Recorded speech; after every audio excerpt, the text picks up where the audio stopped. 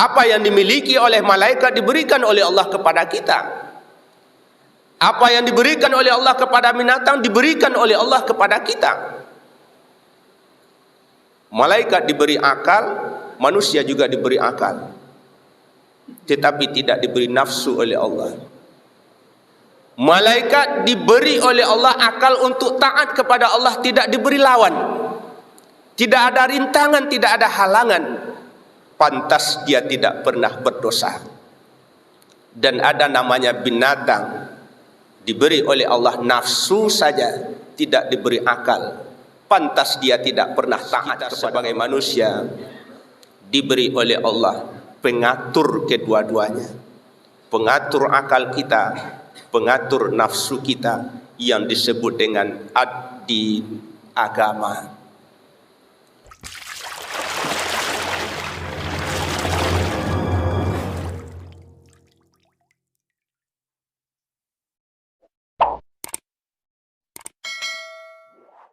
Alhamdulillahilladzi wajaba as-siyama fi syahri Ramadan wa anzalal Qur'ana hudan lin-nasi wa bayyinatin minal huda wal furqan. Asyhadu an la ilaha illallah wahdahu la syarikalah wa asyhadu anna sayyidana wa nabiyyana Muhammadan abduhu wa rasuluh sallallahu alaihi wasallam allazi la nabiyya ba'dah. Allahumma salli wa sallim wa barik ala sayyidina Muhammad wa ala alihi wa ashabihi ajma'in. Amma ba'du, fa ya ayyuhal hadiruna rahimakumullah, inni usikum wa iyaya bittaqwallah wa ta'atihi la'allakum turhamun. Ittaqullaha haqqa tuqatih wa la tamutunna illa wa antum muslimun. Qala Allah ta'ala fil Qur'anil Karim, a'udzu billahi minasy syaithanir rajim. Bismillahirrahmanirrahim. Wattini wazzaituni wa turi sinina wa hadzal baladil amin. Laqad khalaqnal insana fi ahsani taqwim summa radadnahu asfala safilin illal ladzina amanu wa amilus solihati falahum ajrun ghairu mamnun. Qala Nabi sallallahu alaihi wasallam, man shoma ramadana imanan wa ihtisaban ghufira lahu ma taqaddama min zambi. Rabbi shrah li sadri wa yassir li amri wahlul 'uqdatam min lisani yafqahu qawli. Allahumma arinal haqqa haqqan warzuqna ittiba'ah wa arinal batila batila warzuqna ijtinabah. Bapak-bapak, angku-angku, saudara-saudara kaum muslimin sidang jemaah Jumat yang berbahagia. Pada siang hari ini mari kita kembali mengucapkan alhamdulillah sebagai kalimat pembaharuan syukur kita kepada Allah Subhanahu wa taala. Karena pada siang hari ini dengan izin Allah, dengan taufik dan hidayahnya, ringanlah kaki kita melangkah, ringanlah tangan kita bergoyang menuju rumah Allah ini. Tak lain dan tak bukan tujuan kita sama. Walaupun secara keduniaannya kita berbeda. Mungkin ada yang bekerja sebagai pedagang, sebagai petani, sebagai pegawai. Tetapi setelah kita berada di rumah Allah ini, tujuan kita sama, pekerjaan kita sama, niat kita sama. Nanti setelah khutbah kita akan melaksanakan salat Jumat.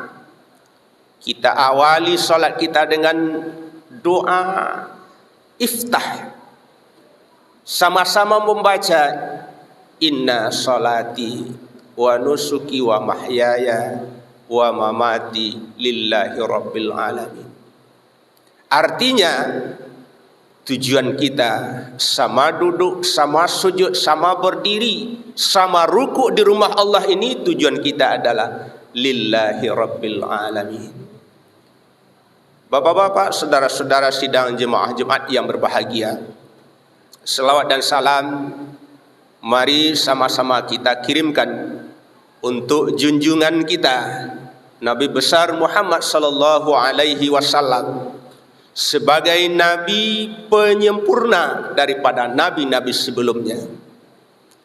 Apanya yang disempurnakan oleh Nabi Muhammad? Syariat-syariat yang dibawa oleh nabi sebelum Nabi Muhammad sempurna sudahlah sampai kepada Nabi Muhammad sallallahu alaihi wasallam, sehingga pada masa Nabi Muhammad ada ayat yang disebut dengan ayat terakhir diturunkan oleh Allah, menunjukkan agama Islam adalah agama yang paling sempurna. Apa kata Allah? Al-yawma akmaltu lakum dinakum wa atmamtu alaikum ni'mati wa raditu lakumul Islam madinah. Ditutup dengan ayat ini Al-Quran yang terakhir diturunkan oleh Allah Subhanahu wa taala, menunjukkan ajaran Islam, agama Islam, syariat yang dibawa oleh Nabi Muhammad adalah syariat yang sempurna. Dan ayat ini diturunkan oleh Allah juga di saat Nabi melaksanakan haji terakhir pula. Bertepatan pada hari Senin Nabi melaksanakan haji wada, turunlah ayat yang terakhir, ya Muhammad, hari ini akmaltu lakum dinakum, telah aku sempurnakan agamamu, wa atmamtu alaikum ni'mati, dan telah aku sempurnakan nikmatku kepadamu, wa raditu lakumul Islam madinah, dan aku reda Islam adalah sebagai agama untukmu dan umatmu. Artinya tidak ada lagi agama setelah Islam, tidak ada lagi setelah Nabi Muhammad, tidak ada lagi kitab setelah Al-Quran. Sempurna sudahlah kita. Kita sebagai umat yang terakhir, dan juga kita adalah sebagai umat yang sempurna.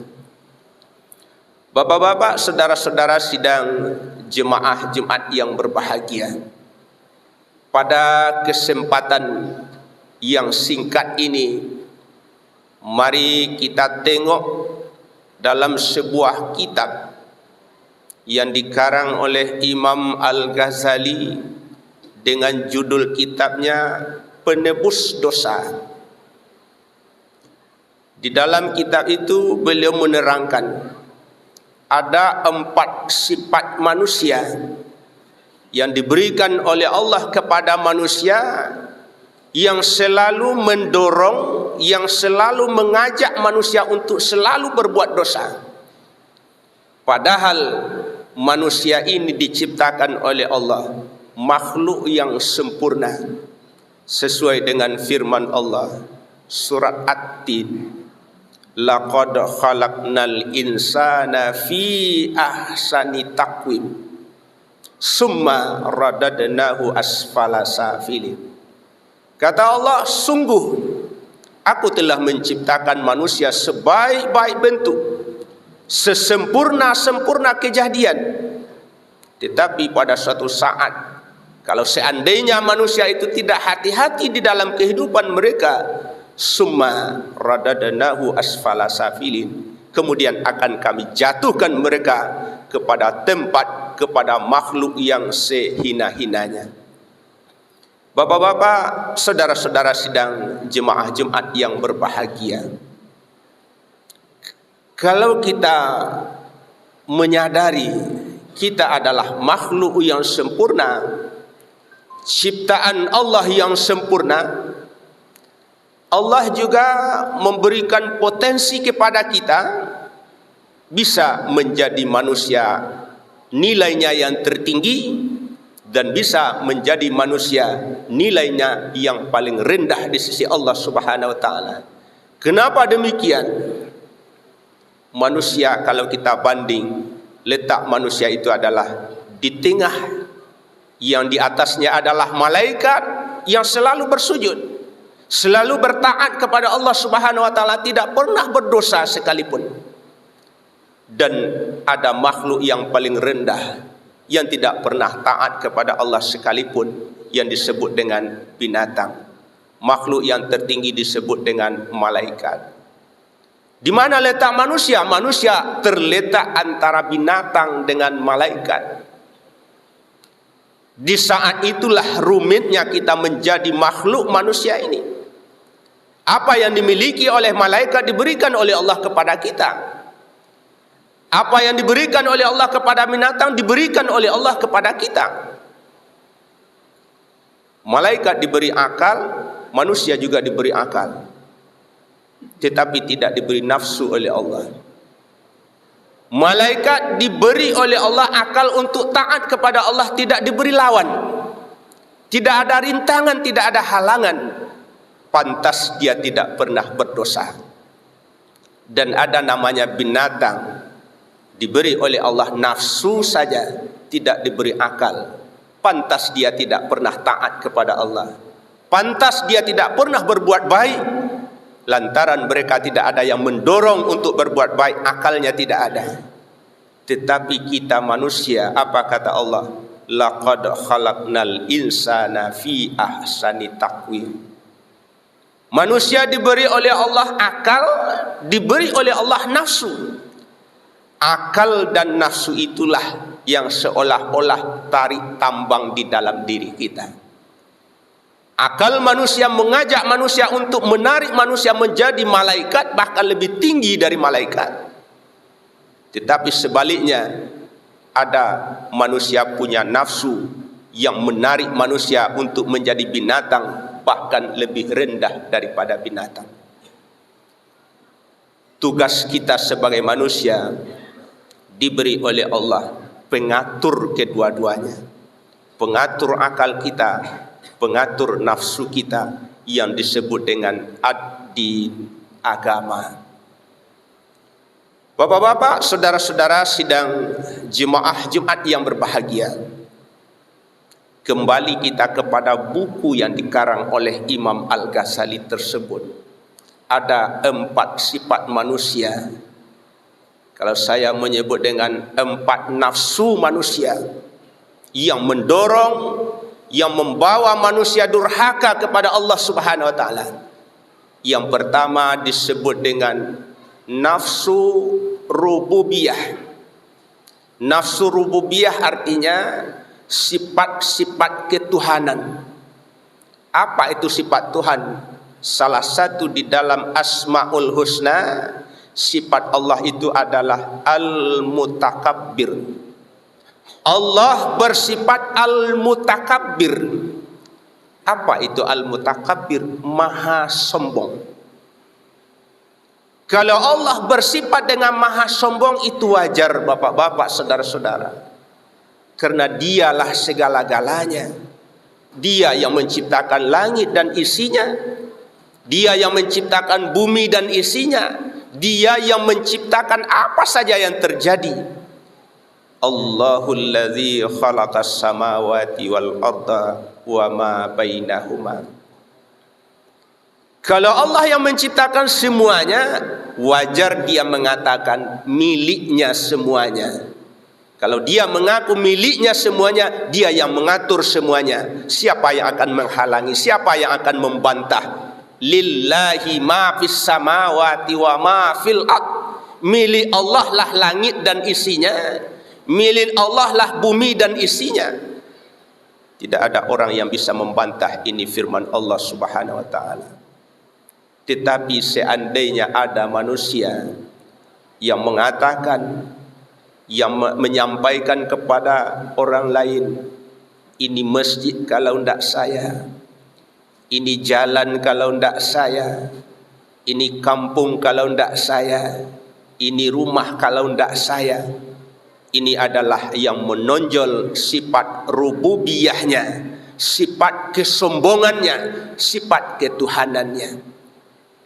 Bapak-bapak, saudara-saudara sidang jemaah Jumat yang berbahagia. Kemudian yang kedua ada namanya, di dalam diri manusia itu diberi oleh Allah nafsu syaitaniyah.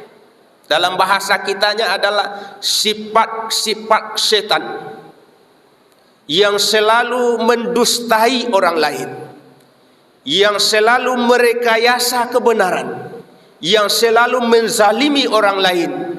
Biarlah mereka berdusta asalkan orang lain teraniaya, terzalimi di dalam kehidupannya. Disebut dengan sifat setaniyah. Yang ketiga ada namanya nafsu bahimiyah. Nafsu bahimiyah artinya sifat-sifat kebinatangan. Sifat binatang. Apa itu sifat binatang? Binatang yang dia pikirkan adalah bangun tidur makan, mau tidur makan, sambil jalan makan, sambil tidur makan. Yang dia pikirkan adalah makan, minum, tidur, dan kawin. Ini adalah nafsu bahimiyah, sifat kebinatangan. Seandainya manusia dikuasai oleh nafsu bahimiyahnya, dikuasai oleh nafsu kebinatangannya, dia tidak terlepas yang dia pikirkan adalah makan, minum, tidur, dan kawin. Sementara Allah memberi kita yang disebut dengan akal. Di dalam akal ditanamkan oleh Allah yang disebut dengan agama.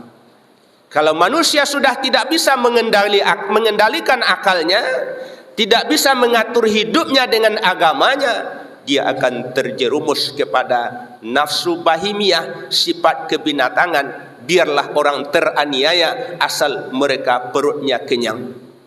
Biarlah orang lain terzalimi asal mereka itu terpenuhi kebutuhannya. Ini namanya nafsu bahimiyah. Kemudian yang keempat ada namanya nafsu subu'iyah. Subu'iyah artinya buas. Subu'iyah artinya orang-orang yang ada di dalam dirinya adalah marah setiap saat. Salah tidak salah orang lain, yang keluar dari mulutnya adalah sampah serapah. Yang keluar dari mulutnya adalah marah kepada orang lain, tidak pernah senyum, tidak pernah bermuka manis bertemu dengan orang lain. Ini namanya dikuasai oleh nafsu subu'iyah. Nafsu yang empat macam ini, bapak-bapak, saudara-saudara, inilah yang kita kendalikan dengan melaksanakan ibadah puasa. Kalau bapak-bapak, saudara-saudara, puasa imanan wahtisaban, puasa dengan penuh iman, puasa dengan penuh perhitungan, sifat rububiyah kita akan terkontrol. Sifat kesombongan kita akan merendah. Sifat kesombongan kita akan bisa kita kendalikan. Siapa yang mau sombong kalau perutnya lapar? Siapa yang mau sombong kalau perutnya haus? Siapa yang mau sombong kalau nafsunya tidak tersalurkan? Siapa yang mau sombong kalau semuanya ditahan? Artinya alat pengendali kesombongan manusia diberi oleh Allah satu ibadah yang disebut dengan ibadah puasa. Bapak-bapak, saudara-saudara sidang jemaah Jumat yang berbahagia. Kemudian dengan puasa manusia akan bisa mengendalikan dustanya. Manusia akan bisa mengontrol kezalimannya. Orang puasa yang sangat dibutuhkan bapak-bapak, saudara-saudara adalah kejujuran. Karena ibadah puasa tak satu pun yang tahu selain daripada dia yang puasa dan Allah Subhanahu wa ta'ala. Apa kata Allah dalam sebuah hadis qudsi? As-saumu li wa ana ajzi bih. Puasa adalah untukku dan aku yang akan membalas apa yang terkandung di dalam ibadah puasa. Apa pahala yang dijanjikan oleh Allah kepada orang yang puasa? Apa ganjarannya? Allah lah yang tahu. Jangankan kita, jangankan tetangga, jangankan suami kita, jangankan istri kita, jangankan anak kita, malaikat pun sekali tidak diberi hak oleh Allah menilai puasa atau tidak puasa seseorang. Artinya puasa membentuk manusia menjadi jujur kepada Allah Subhanahu wa taala, terkendali sifat setaniahnya.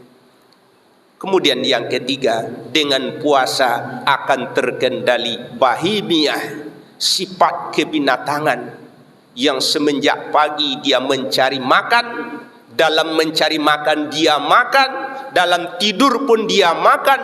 Tetapi di bulan Ramadan, walaupun milik kita, walaupun makanan kita, walaupun menurut agama halal, tapi Allah menyuruh kita tahan minal fajri ilal maghrib, tahan dari terbit fajar sampai terbenam matahari. Untuk apa? Untuk melatih diri kita, menjinakkan hawa nafsu kita. Insya Allah setelah Ramadan, manusia-manusia yang hawa nafsunya tinggi terlatih dengan puasa. Manusia-manusia yang kesombongannya tinggi setelah Ramadan menjadi tawadhu. Manusia yang selama dia sebelum Ramadan dia pendusta, setelah Ramadan menjadi manusia yang jujur. Yang terakhir, puasa adalah membentuk nafsu subuhiyah.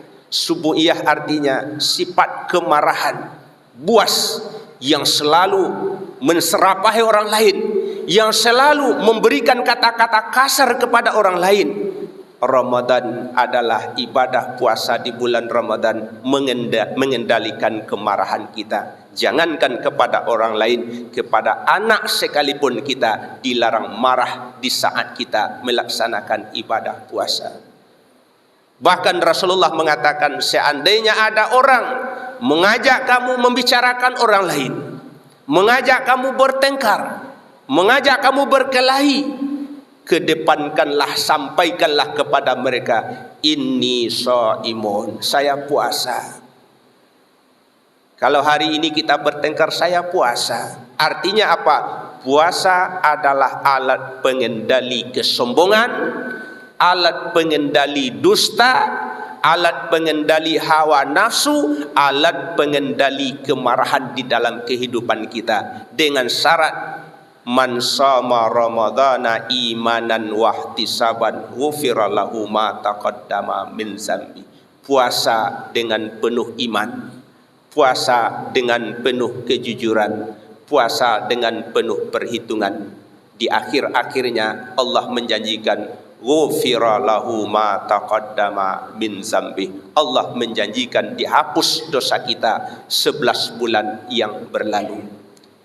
Demikianlah khutbah kita, mudah-mudahan bermanfaat. Barakallahu li wa lakum fil Qur'anil azim wa nafa'ni wa iyyakum bima fihi minal ayati wa zikril hakim wa taqabbala minni wa minkum tilawatahu innahu huwas samiul alim.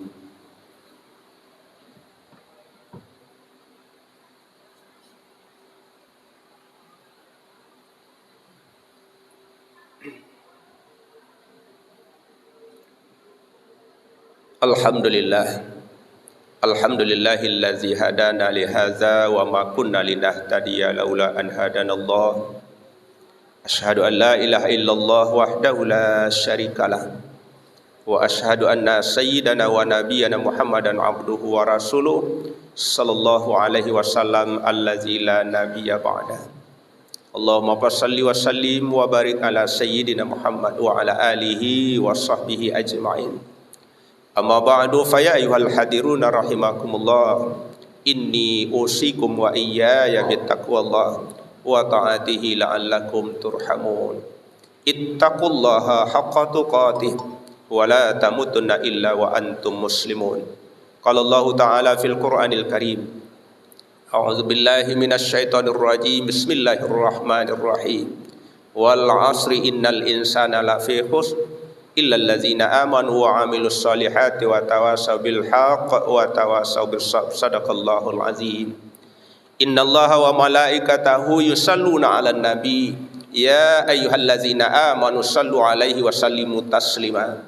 Allahumma salli ala Sayyidina Muhammad wa ala ali Sayyidina Muhammad kama sallaita ala Sayyidina Ibrahim wa ala ali Sayyidina Ibrahim wa barik ala Sayyidina Muhammad wa ala ali Sayyidina Muhammad kama barakta ala Sayyidina Ibrahim wa ala ali Sayyidina Ibrahim fil alamina innaka Hamidum Majid.